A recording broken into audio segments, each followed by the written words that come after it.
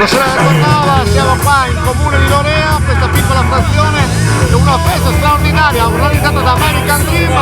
Lo scopo benefico, lo scopo è di divertirsi, lo scopo è di fare festa in un piccolo borgo appunto in comune di Lorea, ma comunque grande partecipazione, buona musica e che dire, evviva come sempre il volontariato del Polesine, il volontariato in Italia, e bravi. Adesso andiamo un po' a scoprire un po' di persone.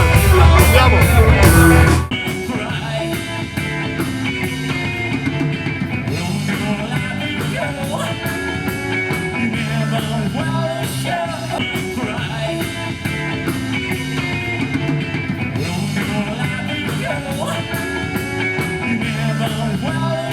E dove c'è buona cucina c'è Damiano e il suo staff.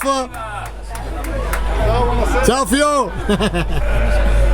Cosa avete preparato oggi di buono per questa fiera? Eccolo lì, guarda lì che parla.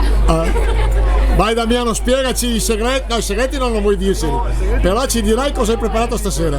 Stasera ho preparato del buon polipo, insalata di polipo, del riso freddo, della grigliata di carne, baccalà alla vicentina con polenta, sepi in umido, fagioli con cipolla, piselli in umido e un po' di tutto. E dopo tutta questa roba bella leggera, ciao, complimenti. Ciao. Dai, tutti in po'.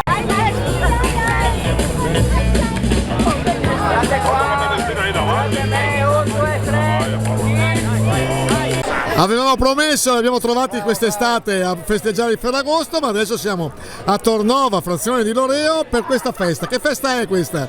Diciamo che è una festa nata così all'improvviso tra noi gruppo di scanzonati amici e abbiamo deciso di chiamarla Old Style Rock proprio per lo stile che ci piace a noi, in poche parole, un po' motociclisti, un po' anche per la solidarietà che noi abbiamo nei confronti di alcune case famiglia che aiutiamo nella zona.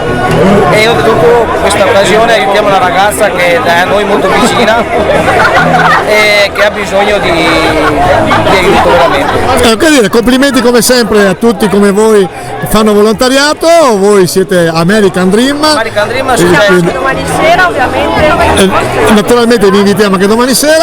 Ricchi premi e cotillon, e complimenti veramente, bravi. Grazie a te per la tua presenza.